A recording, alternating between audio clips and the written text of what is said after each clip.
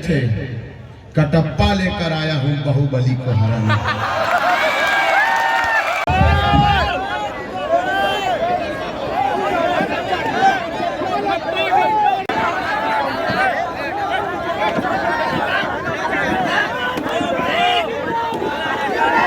और जिस दिन लखनऊ से आ रहा था तो राष्ट्रीय अध्यक्ष अखिलेश यादव जी से मिला था, अच्छी लंबी बात हुई और कहकर आया था कि भैया कुछ दिनों तक थोड़ा ट्रांसफर पोस्टिंग रोके रखिएगा। पहले जिन्होंने जिनके करियर बर्बाद किए हैं, जिन्होंने जिनके ऊपर मुकदमे लगाए हैं, पहले उनकी भी तो जांच पड़ताल कर लिया जाए, क्योंकि आप सब यहां बहुत परेशान हैं। पैसा लिया गया है छोटे छोटे बातों के लिए, बुनकरों के ऊपर जुल्म करने के लिए इन्होंने साजिशें रची हैं। पेट पे हमला किया, फ्लैट रेट की बिजली खत्म करके डायरेक्ट रेट पे हमला किया।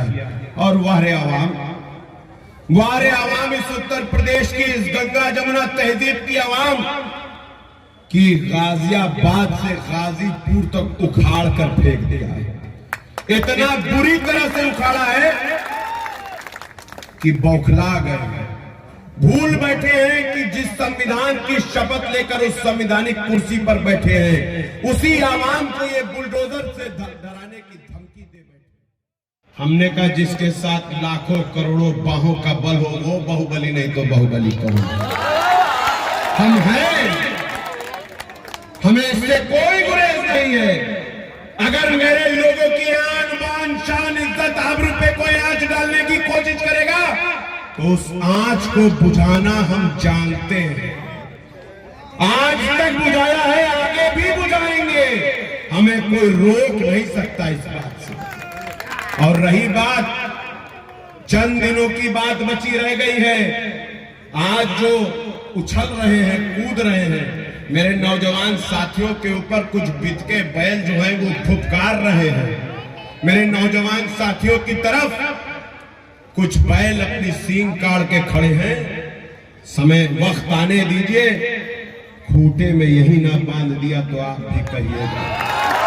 अखिलेश भैया से इसलिए मामला ये है कि देखिए, पिछले सब कुछ समय में हमारे मऊ में यहाँ सबसे बड़े एक माफिया ने जन्म लिया कोरोना काल, और उस माफिया का नाम है मेडिकल माफिया, जिन्होंने कोरोना के दौर में एक ऐसा काम किया कि मरे हुए लोगों की लाशों को भी 3-3 दिन तक वेंटिलेटर पे रख के उनसे पैसा वसूला, एक एक इंजेक्शन को 5-5 गुने रेट पर। और जब थाने में वो कंप्लेन करने जाते थे या किसी अधिकारी को वो कहते थे तो अधिकारी की उनसे ऑलरेडी सेटिंग होती थी। तो इन सब की जांच कराई जाएगी। अभी तक तो इस पर कोई जांच नहीं हुई, और जब कोई चला जाता है तो फिर उसकी जांच का कोई मकसद नहीं रह जाता है। तो इसलिए सारी चीज़ों की जांच पड़ताल करके जो अफवाहें हैं उस भी सिद्ध हो जाएंगी कि अफवाह थी या सच था, और अगर कुछ सच है तो उस पर कार्रवाई भी होनी चाहिए। इसलिए मैं जैसे ये भी कहा कि ट्रांसफर पोस्टिंग में जो लोग डंडा भाज रहे थे, जो यहाँ पर ये तो कह रहे हैं, आप बताइए ना कि शांतिपूर्वक ढंग से आंदोलन करने वाले लोगों पर डंडे नहीं बरसे, झूठे मुकदमे नहीं दर्ज किए गए, जिनके मुकदमों को हाईकोर्ट ने उठा करके किनारे कर दिया।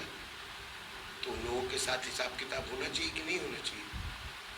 जनता के सब नौकर हैं, हम भी, शासन भी, प्रशासन भी। तो जो जनता को लाठी से मार रहा था, जो जनता का कॉलर पकड़ रहा था, उस बात पर जो जनता संविधान और लोकतंत्र के दायरे में रहकर काम कर रही थी, उस पर भी तो उसका हिसाब किताब होना चाहिए कि नहीं होना चाहिए? आप बताइए। मैं तो कई पत्रकारों पे भी मुकदमे हुए, कई पत्रकार जेल भी होकर आए, कई पत्रकारों के साथ बहुत बर्बरता हुई है, कई ऐसे भी मुझे पत्रकार मिले जिनको अकेले में बुलाकर धमकाया गया है।